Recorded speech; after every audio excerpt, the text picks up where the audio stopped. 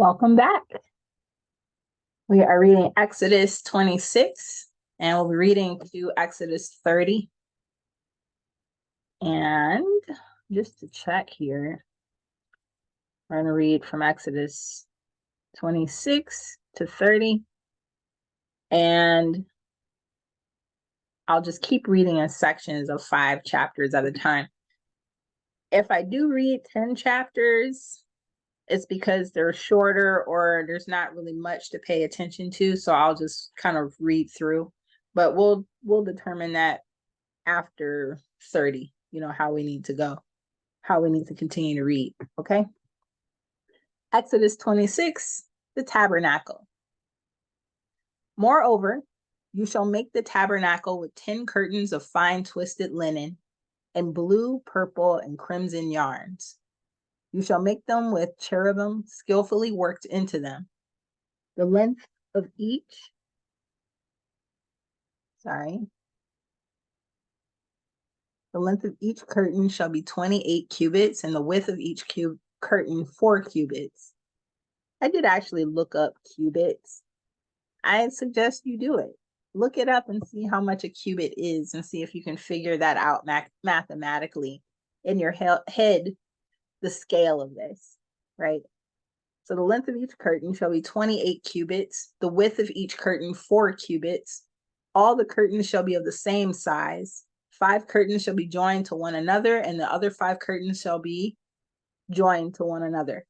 You shall make loops of blue on the edge of the outermost curtain in the first set, and likewise you shall make loops on the edge of the outermost curtain in the second set. I cannot talk right now. You shall make 50 loops on the one curtain, and you shall make 50 loops on the edge of the curtain that is in the second set. The loops shall be opposite one another. So I love to make jewelry, and I like to sew, and I love to do crafts. So as I'm listening to this, I'm thinking about these loops, what those would look like at Joann's Fabric or at Michael's. And of course, this is high quality stuff, really high quality fabrics. They're handmade. I mean, the quality of this stuff to create the tabernacle is outstanding.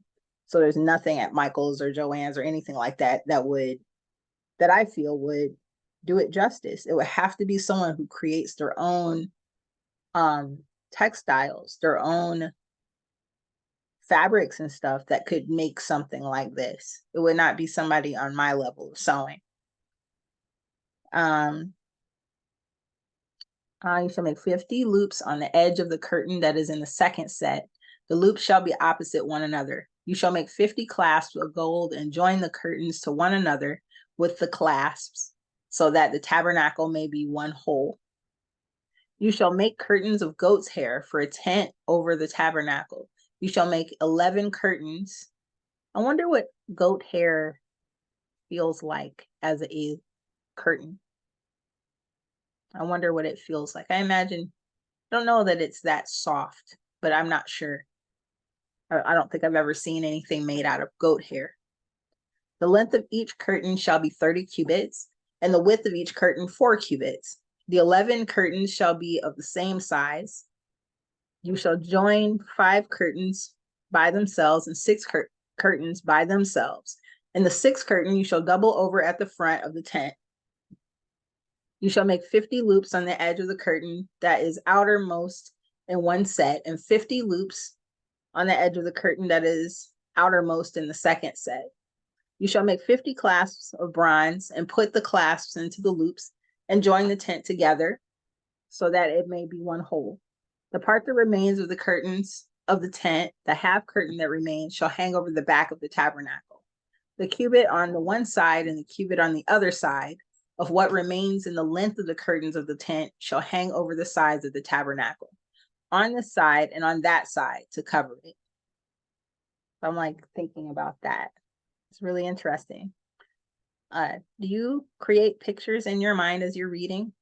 Is it easy for you to do that, or is it hard to do that? Let me know in the comments below.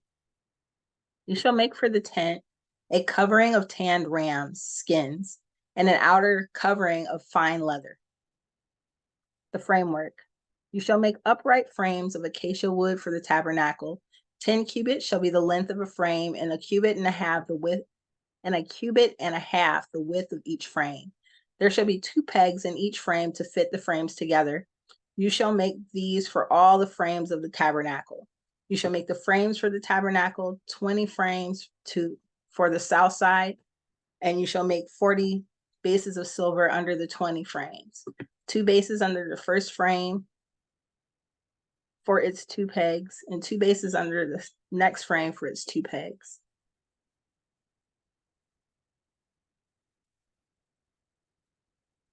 Or something.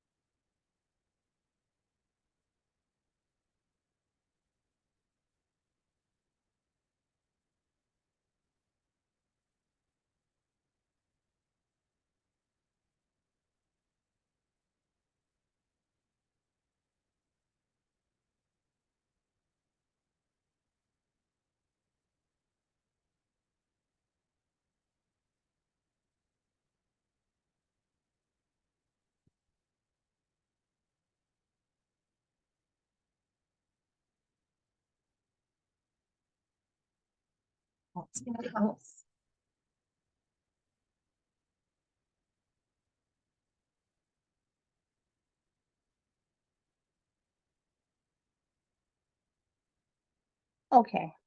I didn't stop the recording, but I stopped sharing for some reason. We're getting another cat. And so my second oldest is talking to people about getting this other cat. None of my business right now. All right. You shall make the frames for the tabernacle, 20 frames for the south side, and you shall make 40 bases of silver under the 20 frames, 2 bases under the first frame for its 2 pegs, and 2 bases under the next frame for its 2 pegs.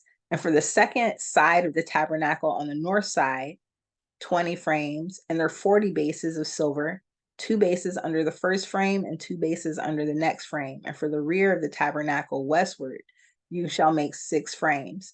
You shall make 2 frames for corners of the tabernacle in the rear. They should be separate beneath, but joined at the top at the first ring. It shall be the same with both of them. They shall form the 2 corners, and there shall be 8 frames with their bases of silver, 16 bases, 2 bases under the first frame and 2 bases under the next frame. You shall make bars of acacia wood, 5 for the frames of the one side of the tabernacle, and 5 bars from the frames of the other side of the tabernacle, and 5 bars for the frames of the side of the tabernacle at the rear westward. The middle bar, halfway up the frames, shall pass through from end to end. You shall overlay the frames with gold, and shall make their rings of gold to hold the bars, and you shall overlay the bars with gold. Then you shall erect the tabernacle according to the plan for it that you were shown on the mountain. The curtain.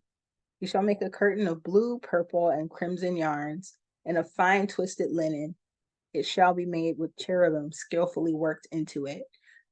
What I'm getting from reading this so far is the massive amount of craftsmanship that went into creating the tabernacle. It was built from scratch with artisans, with work done by artisans. And it's just the scale of it, the amount of employment that occurred from this for people who had those skills. Like, it blows my mind reading this. You shall make a curtain of blue, purple, and crimson yarns, and of fine twisted linen. It shall be made with cherubim skillfully worked into it. So it's got embroidery too. You shall hang it on 4 pillars of acacia overlaid with gold, which have hooks of gold and rest on 4 bases of silver. You shall hang the curtain under the clasps, and bring the Ark of the Covenant in there, within the curtain. And the curtain shall separate for you the holy place from the Most High. You shall put the mercy seat on the Ark of the Covenant.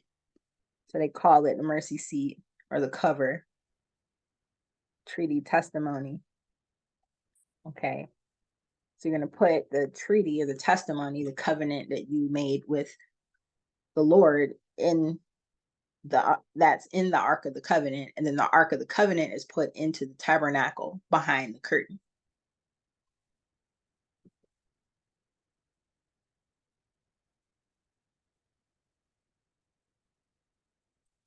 Anyways, side the curtain. And the lampstand on the south side of the tabernacle opposite the table, you shall put the table on the north side. You shall make a screen for the entrance of the tent of blue, purple, and crimson yarns, and of fine twisted linen, embroidered with needlework. You shall make for the screen 5 pillars of acacia and overlay them with gold. Their hooks shall be of gold, and you shall cast 5 bases of bronze for them. Just realize not that bright light.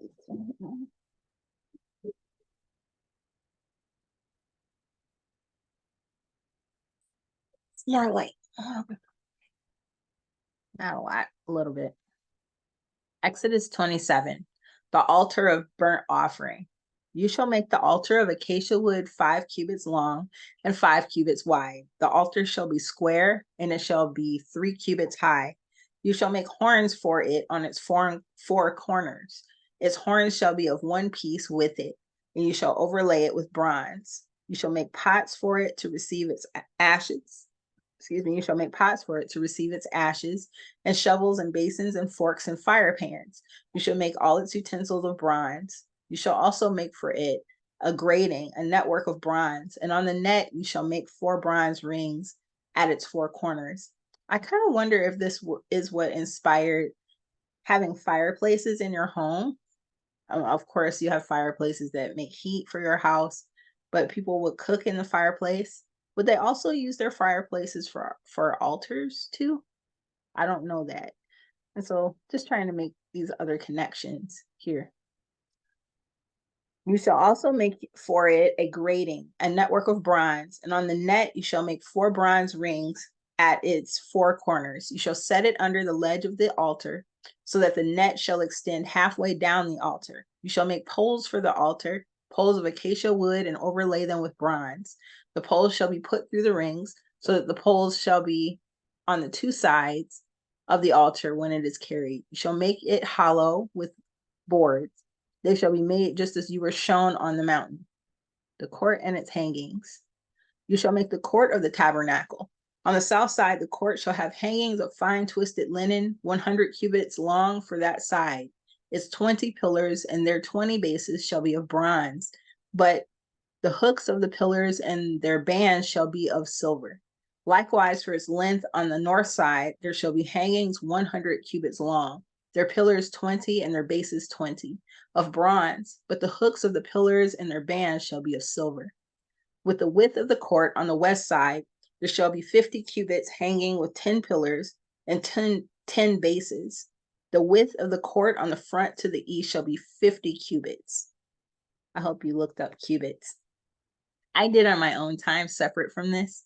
If you want me to look up cubits and try to work that out, put it in the comments below and I'll do it with you.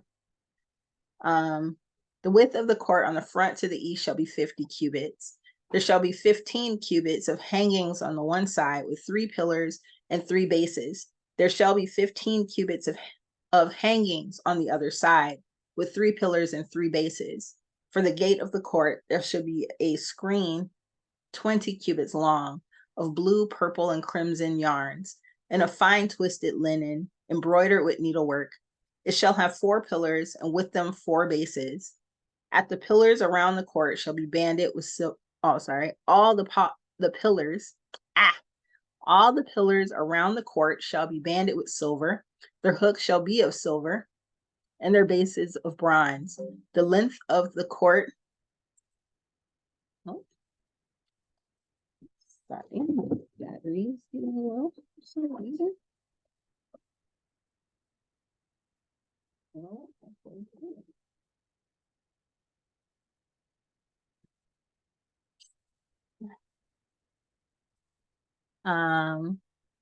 all the utensils of the tabernacle for every use, and all its pegs and all the pegs of the court shall be of bronze. The oil for the lamp. You shall further command the Israelites to bring you pure oil of beaten olives for the light, so that a lamp may be set up to burn regularly. In the tent of meeting outside the curtain that is before the covenant, Aaron and his sons shall tend it from evening to morning before the Lord. It shall be a perpetual ordinance to be observed throughout their generations by the Israelites. Exodus 28, vestments for the priesthood. Then bring near to you your brother Aaron and his sons with him from among the Israelites to serve me as priests. Aaron and Aaron's sons, Nadab and Abihu, Eleazar and Ithamar. You shall make sacred vestments for the glorious adornment of your brother Aaron. And you shall speak to all who have ability, whom I have endowed with skill, that they make Aaron's vestments to consecrate him for my priesthood. So it sounds like the Lord charged Aaron's brothers with the creation of his vestments for his priesthood. And he wanted them to go and speak to all who had the ability, those people that the Lord had endowed with skill, to make those vestments for Aaron so that he could to consecrate him for his priesthood. It was his brother's job to do that. These are the vestments that they shall make: a breastpiece, an ephod, a robe, a checkered tunic, a turban, and a sash. When they make these sacred vestments for your brother Aaron, he's talking to Moses, and his sons to serve me as priests, they shall use gold, blue, purple, and crimson yarns and fine linen. That sounds beautiful. It sounds gorgeous. The ephod. They shall make the ephod of gold, of blue, purple, and crimson yarns, and of fine twisted linen, skillfully worked. So he looks just like the tent. He looks just like the tabernacle. That's amazing. That's beautiful. It shall have 2 shoulder pieces attached to its edges, so that it may be joined together. The decorated band on it shall be of the same workmanship and materials of gold, of blue, purple, and crimson yarns, and of fine twisted linen. You shall take 2 onyx stones and engrave on them the names of the sons of Israel, 6 of their names on the one stone, and the names of the remaining 6 on the other stone, in the order of their birth. That sounds so beautiful. As a gem cutter engraves signets. Holy moly. So you shall engrave the 2 stones with the names of the sons of Israel. You shall mount them in settings of gold filigree. Is it just me, or is it hot in here? You shall set the 2 stones on the shoulder piece of the ephod as stones of remembrance for the sons of Israel. And Aaron shall bear their names before the Lord on his 2 shoulders for remembrance. You shall make settings of gold filigree and 2 chains of pure gold twisted like cords, and you shall attach the corded chains to the settings. I'm getting goosebumps. The breastplate. You shall make a breastplate of judgment and skilled work. You shall make it in the style of the ephod, of gold, of blue, and purple, and crimson yarns, and of fine twisted linen you shall make it. It shall be square and doubled, a span in length and a span in width. We have to figure out how long a span is in feet and inches. It's a shame. You shall set in it 4 rows of stones, a row of carnelian, chrysolite, and emerald shall be the first row. In the second row, a turquoise, a sapphire, and a moonstone. In the third row, a jacinth, an agate, and an amethyst. In the fourth row, a beryl, an onyx, and a jasper. They shall be set in gold filigree. There shall be 12 stones with names corresponding to the names of the sons of Israel.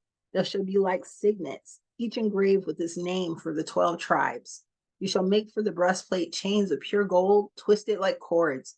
And you shall make for the breastplate 2 rings of gold, and put the 2 rings on the 2 edges of the breastpiece. You shall put the 2 cords of gold in the 2 rings at the edges of the breastpiece. The 2 ends of the 2 cords you shall attach to the 2 settings, and so attach it in front of the shoulder pieces of the ephod. You shall make 2 rings of gold and put them at the 2 ends of the breastpiece on its side edge next to the ephod. You shall make 2 rings of gold and attach them in front to the lower part of the 2 shoulder pieces of the ephod, at its joining above the decorated band of the ephod. The breastpiece shall be bound by its rings to the rings of the ephod with a blue cord, so that it may lie on the decorated band of the ephod. I feel like I'm pronouncing it different sometimes. And so that the breastpiece shall not come loose from the ephod. How about we do this?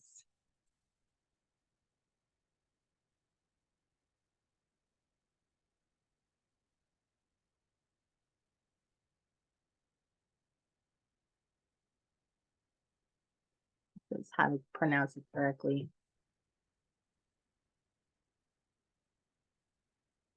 We are looking at how to pronounce this word as well as how to sound, although some may pronounce it in a more Hebrew fashion as ephod.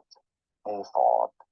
In English, this is normally pronounced as ephod. Ephod.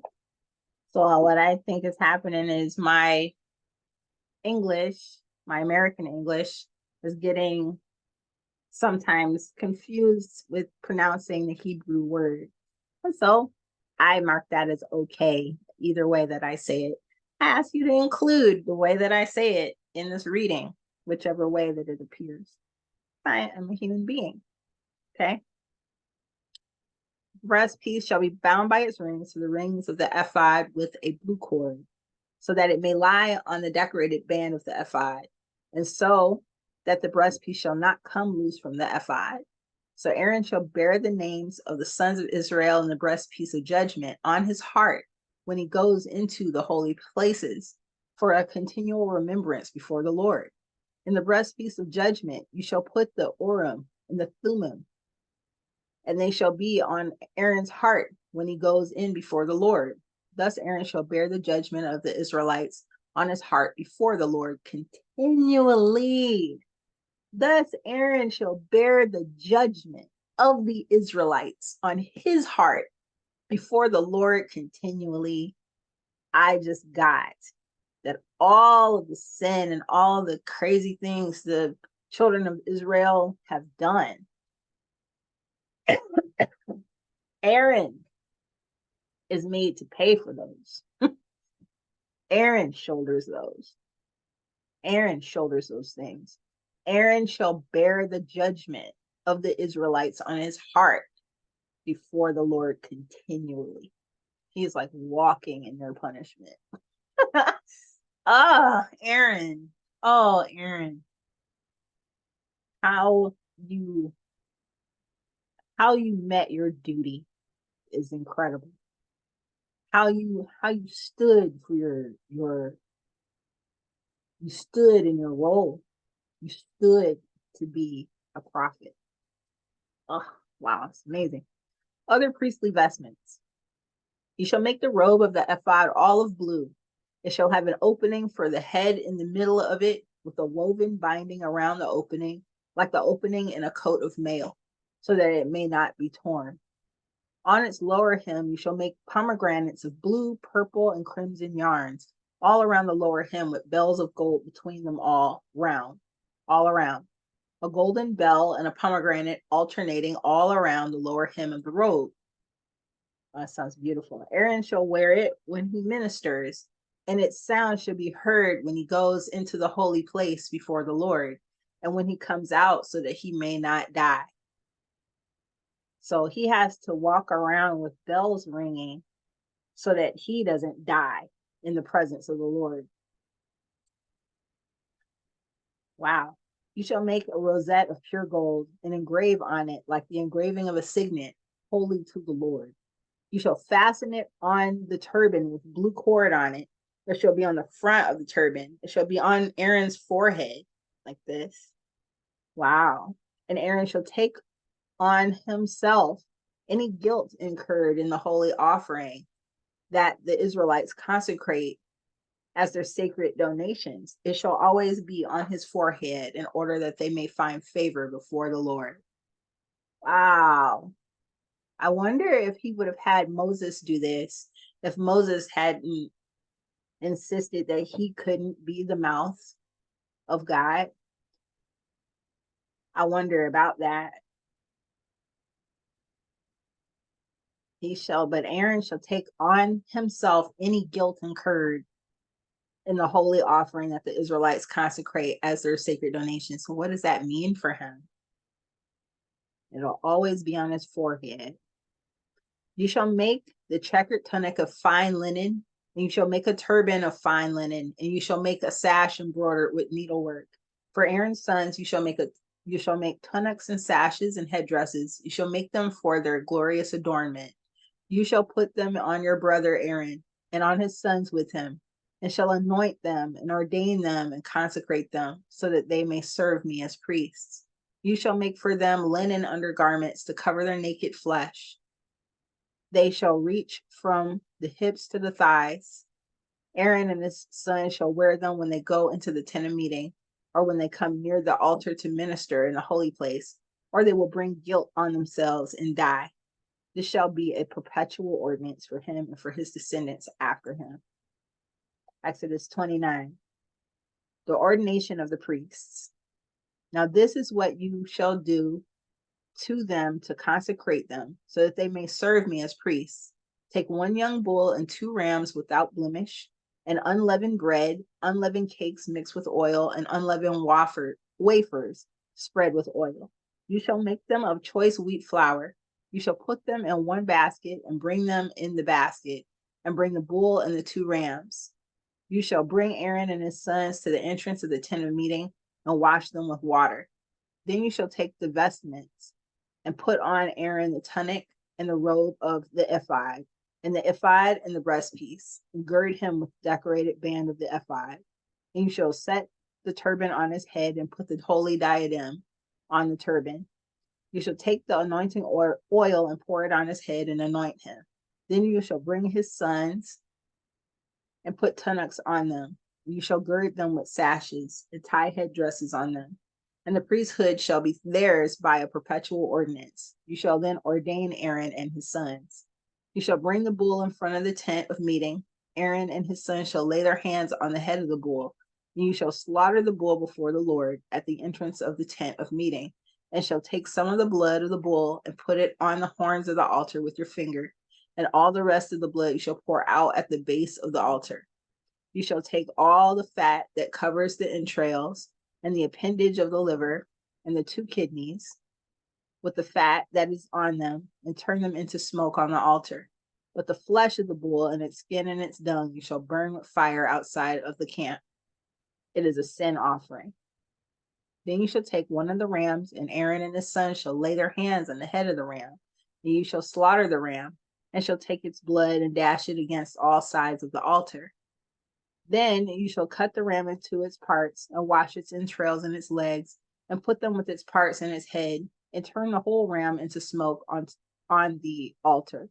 It is a burnt offering to the Lord. It is a pleasing odor, an offering by fire to the Lord.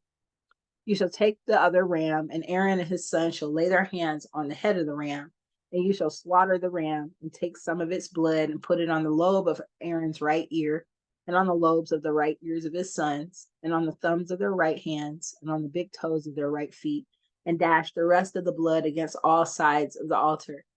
Then you shall take some of the blood that is on the altar, and some of the anointing oil, and sprinkle it on Aaron and his vestments, and on his sons' vestments with him. Then he and his vestments shall be holy, as well as his sons and his sons' vestments. You shall also take the fat of the ram, the fat tail, the fat that covers the entrails, the appendage of the liver, the 2 kidneys with the fat that is on them, and the right thigh, for it is a ram of ordination. So you take the right thigh. That reminds me of, I believe it was Isaac having Jacob put his hand underneath his right thigh to make him promise, that he would not leave his bones in that foreign land, that he would take his bones with him. I think that was, what that was about. And was possibly Joseph. Joseph with Jacob. I may be confusing the sons that did that with their fathers as they were passing. And 1 loaf of bread, 1 cake of bread made with oil, and 1 wafer out of the basket of unleavened bread that is before the Lord. And you shall place all these on the palms of Aaron and on the palms of his sons, and raise them as an elevation offering before the Lord. Then you shall take them from their hands and turn them into smoke on the altar on top of the burnt offering of pleasing odor before the Lord. It is an offering by fire to the Lord.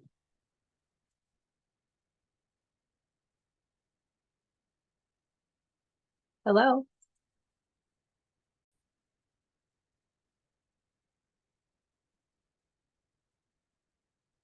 You shall take the breast of the ram of Aaron's ordination and raise it as an elevation offering before the Lord, and it shall be your portion. You shall consecrate the breast that was raised as an elevation offering, and the thigh that was raised as an elevation offering, and the ram of ordination from that which belonged to Aaron and his sons. These things shall be perpetual ordinance for Aaron and his sons from the Israelites, for this is an offering, and it shall be an offering by the Israelites from their sacrifice of offerings of well-being, their offering to the Lord. The sacred vestments of Aaron shall be passed on to his sons after him. They shall be anointed in them and ordained in them. The son who is priest in his place shall wear them 7 days when he comes into the tent of meeting to minister in the holy place. You shall take the ram of ordination and boil its flesh in a holy place. And Aaron and his sons shall eat the flesh of the ram and the bread that is in the basket at the entrance of the tent of meeting. They themselves shall eat the food by which atonement is made, to ordain and consecrate them, but no one else shall eat of them, because they are holy. If any of the flesh for the ordination or of the bread remains until the morning, you shall burn the remainder with fire. It shall not be eaten, because it is holy.